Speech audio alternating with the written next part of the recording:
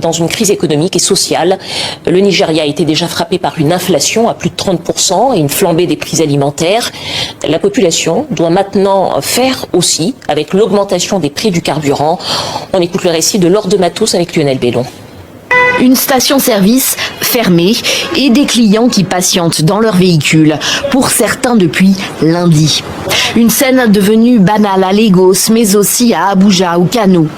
Si ces automobilistes ont ciblé une station de la NNPC, la compagnie nationale, c'est que le carburant y est un peu moins cher que dans les enseignes privées. Et que les prix à la pompe ont encore flambé de près de 45% dans la nuit de lundi à mardi au Nigeria. Ils attendent donc que la station rouvre. L'argent que je devais donner à ma femme pour acheter à manger, je vais devoir l'utiliser pour acheter de l'essence. Ce n'est donc pas rentable. Et quand j'annoncerai à mes clients que le nouveau prix de la course est de 1000 naira, ils vont me causer des ennuis. Mais ce n'est pas de ma faute. Je sais ce que j'ai vu à la station-service.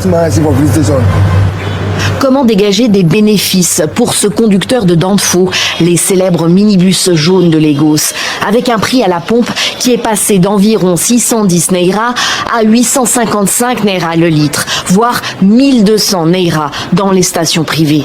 Pour les usagers de transport en commun, la situation paraît tout aussi insoluble.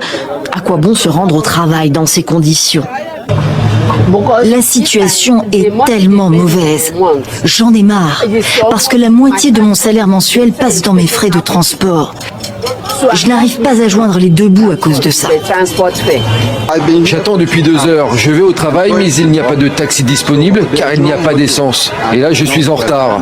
En plus, le prix de la course a été augmenté. Elle est passée à 400 naira.